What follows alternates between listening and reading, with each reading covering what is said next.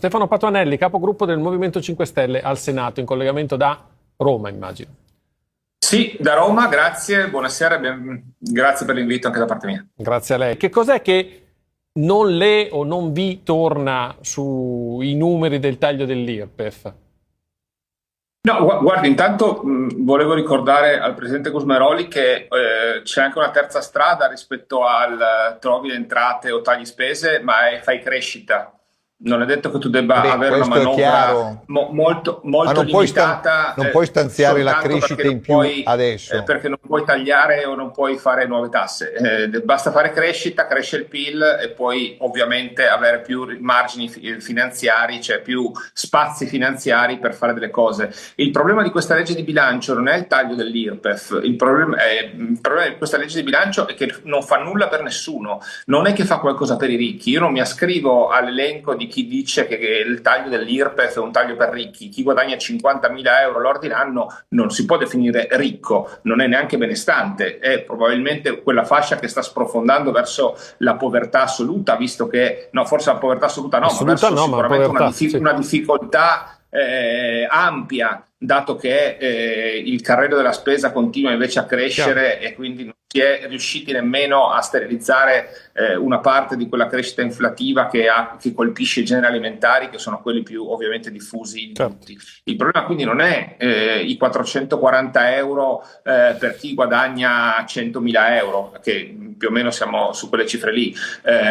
Personalmente forse se si fermava attraverso il decalage un po' prima rispetto ai 200.000 euro, che sappiamo che è il limite massimo sopra il quale i 440 euro non vengono dati, ecco, probabilmente se con un meccanismo sulle detrazioni si poteva agire e fermare prima l'effetto di trascinamento dell'abbassamento da 35 a 33% della seconda aliquota IRPEF. Però il problema non è questo, il problema è che è una legge di bilancio che è completamente vuota, che non ha visione, che non fa crescita ed è questa la critica principale.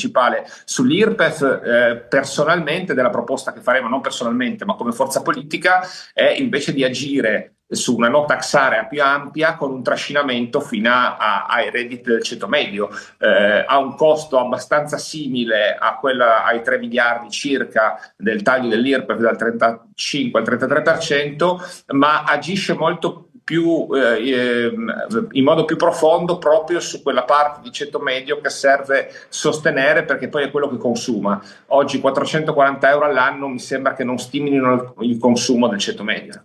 La crescita è un obiettivo, su quello siamo d'accordo tutti, ovviamente, no? Cioè, mi sembra non si mette in manovra. Dire, certo. Insomma, chi è che dice no, io non voglio crescere? Però si possono fare investimenti. Ma cosa sta dicendo? Non si mette in manovra la crescita.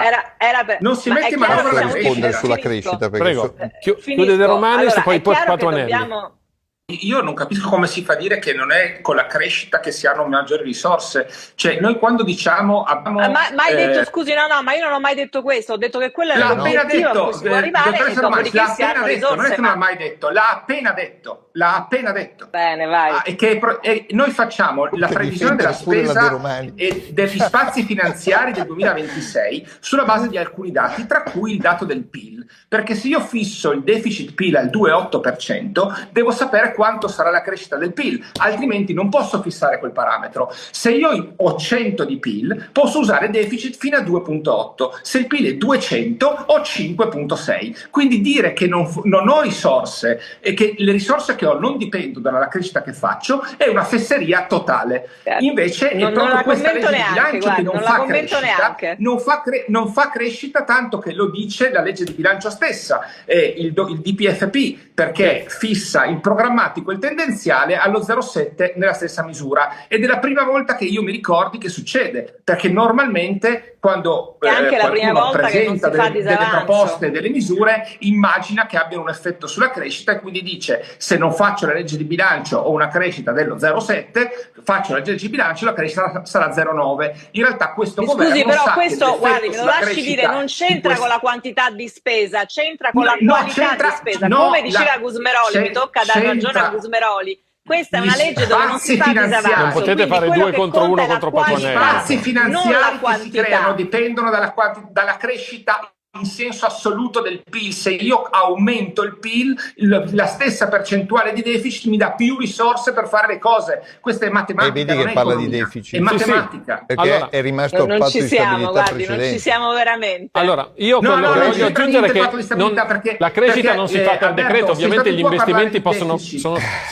la crescita non si fa per decreto, ovviamente si possono fare investimenti che portando alla crescita, e questa manovra non dà crescita, quantomeno lo stesso governo col bonus 110%, e qui di nuovo mi tocca criticare una misura del Movimento 5 Stelle, perché dimostra come aumentare le risorse non significa necessariamente crescere. Cioè, a me non è che la patrimoniale non mi piace solo perché è un'altra tassa, ma anche perché poi, una volta che si hanno questi proventi, se vengono utilizzati, come fece per esempio il Partito Democratico insieme al Movimento 5 Stelle, per finanziare un bonus che si è dimostrato inutile, regressivo e ipercostoso, francamente a me non mi tranquillizza. Quindi io sono assolutamente contraria. Comunque la proposta di Landini, diciamo, più o meno è una patrimoniale, recuperiamo miliardi, questi miliardi ci servono per la sanità, per la scuola e per tante cose su cui anche il Movimento 5 Stelle ha criticato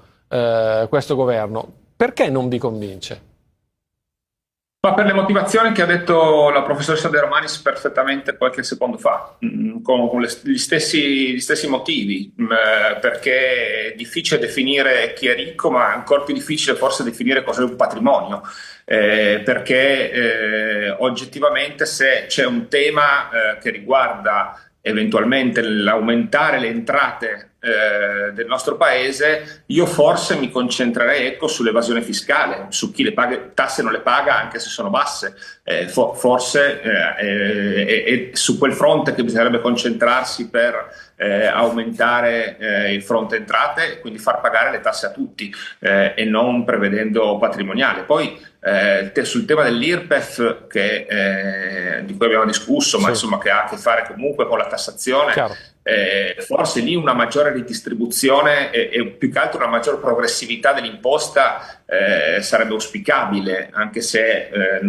si fa poca cassa, tra virgolette, in questo modo, ma un po' di qualche aliquote più alte per i redditi più alti, non solo per aliquote. Oggi chi guadagna da 50.000 euro in su non ha una progressività, sostanzialmente rimane, è una crescita lineare, percentualmente lineare. Abbiamo ridotto il numero di aliquote qualche tempo fa, e comunque al governo ci sono alcuni teorici dell'aliquota unica, quindi uno ce l'ha in studio, però la ritengo un po' incostituzionale. Parliamo di rottamazione, boccata d'ossigeno per oltre 15 milioni di cittadini in difficoltà, che è quello che ha detto Salvini, che dice la Lega, o schiaffo a chi le tasse le paga puntualmente fino all'ultimo centesimo?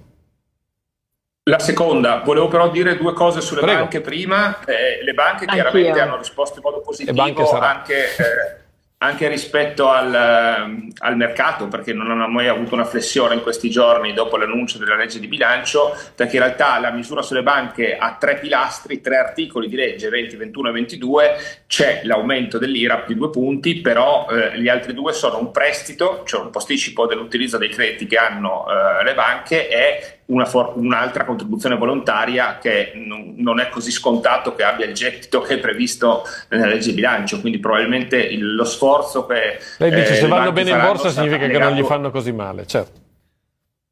Mi sembra evidente. E per quanto riguarda invece gli iperammortamenti e superammortamenti, tema che ha toccato il presidente Gusmeroli, io non ho capito come mai si è voluti tornare proprio in un paese fatto da piccole e medie imprese, una parte delle quali sta in regime forfettario di tassazione e quindi non fa ammortamenti, come mai si è voluti tornare al sistema degli ammortamenti e non rimanere posta. Terza cosa, sulla rottamazione ho detto, l'ho detto prima, la cosa che bisogna fare sulle tasse in Italia è farle pagare a tutti, questo non è certamente un modo per aiutare.